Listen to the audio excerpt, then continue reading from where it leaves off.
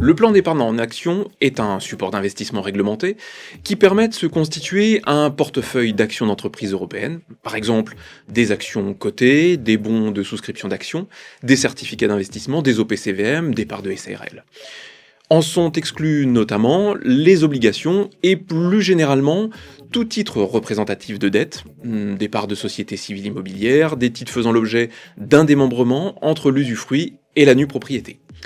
Étant précisé que le titulaire d'un tel plan, obligatoirement majeur à l'ouverture et domicilié fiscalement en France, peut l'alimenter jusqu'à 150 000 € hors gain. A noter qu'il existe deux types de PEA, le PEA bancaire et le PEA assurance. Première différence, le PEA bancaire se compose d'un compte titre associé à un compte espèce, alors que le PEA assurance prend la forme d'un contrat de capitalisation pouvant accueillir des unités de compte éligibles au PEA, excite donc les fonds en euros.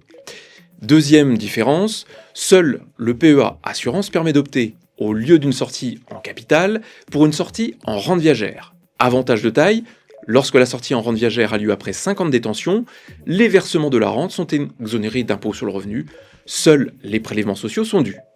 Si l'épargnant dispose d'un PEA bancaire, rien n'est perdu pour autant, il peut le faire convertir en PEA assurance auprès d'un assureur, une conversion qui n'entraîne pas la perte de l'antériorité fiscale.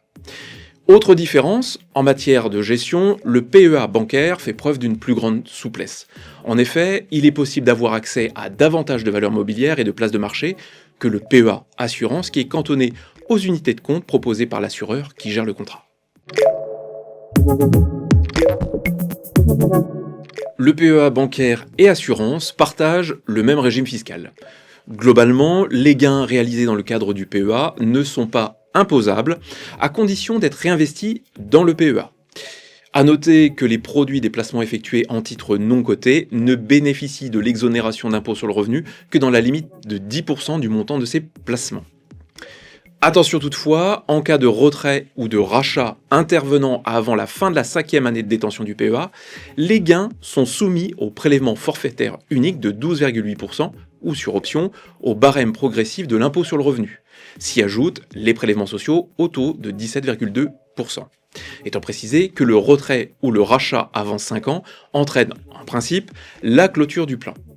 Si le titulaire du plan réalise cette fois un rachat ou un retrait après 5 ans de détention, les gains sont exonérés d'impôt sur le revenu, mais restent soumis aux prélèvements sociaux de 17,2%.